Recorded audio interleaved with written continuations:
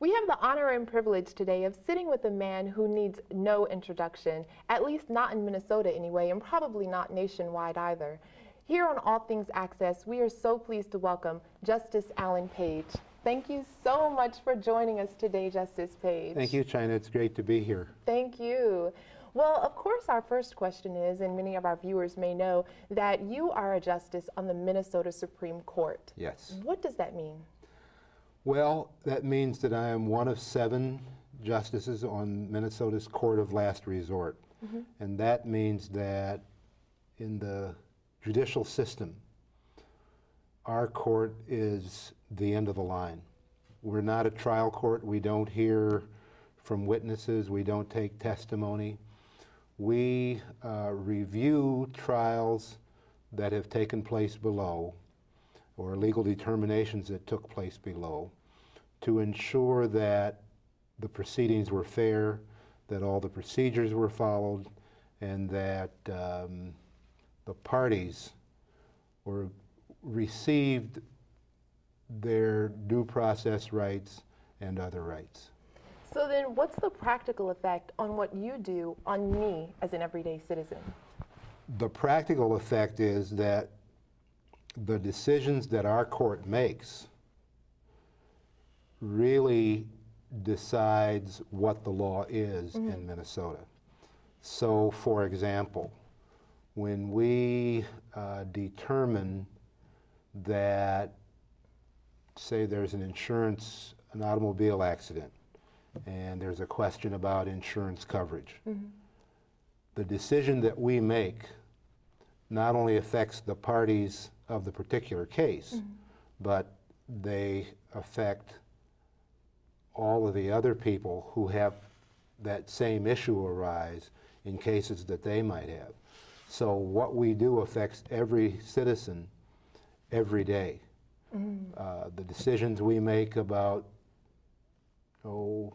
driving while under the influence of alcohol, the decisions that we may make with respect to issues involving child support, issues involving out-of-home placement of children. All of those things affect Minnesotans daily. And now how do people get on the Minnesota Supreme Court? We have a constitution that provides for election of judges, all judges.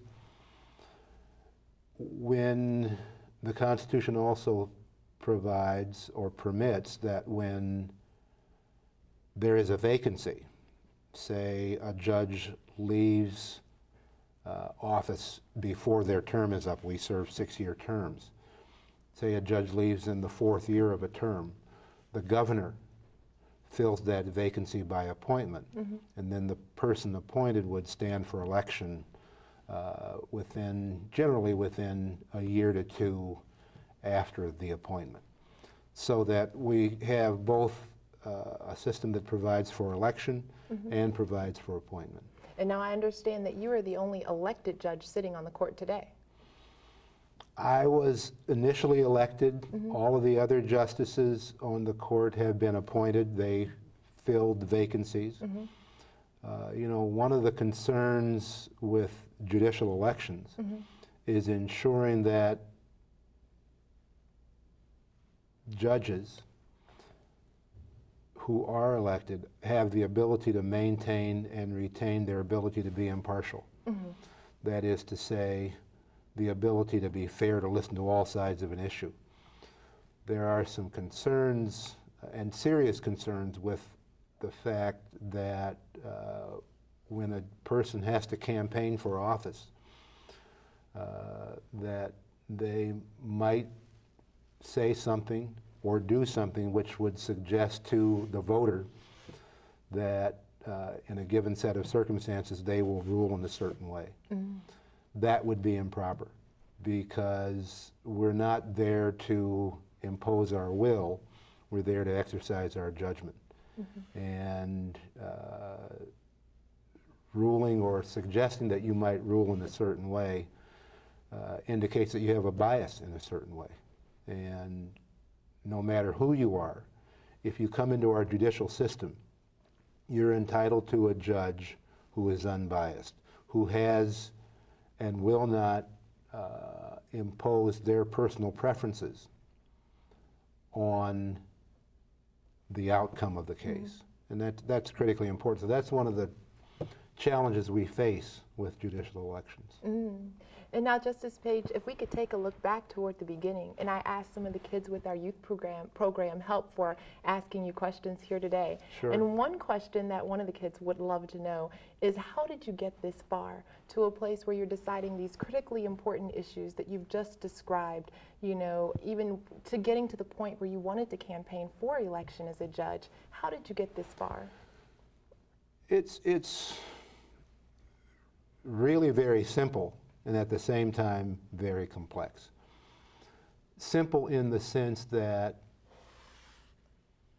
from the time I started school, I worked hard in school, got a good education, and prepared myself so that when opportunities arose, I could both, if I chose to, take up the opportunity.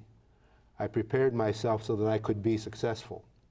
A lot of times young people think that somebody like me just shows up one day and I want to be a Supreme Court justice, so that's what happens. It doesn't work that way. You have to prepare yourself.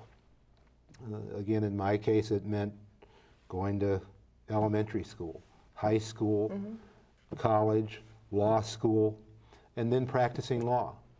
And being involved in the community around me so that I had a sense of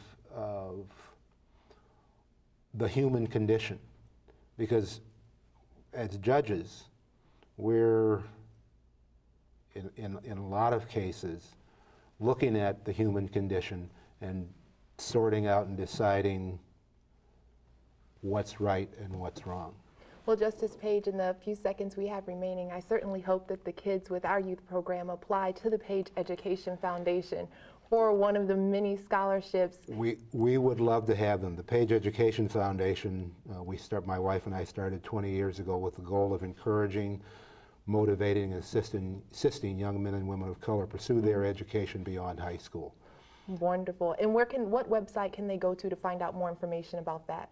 page-ed.org. page-ed.org.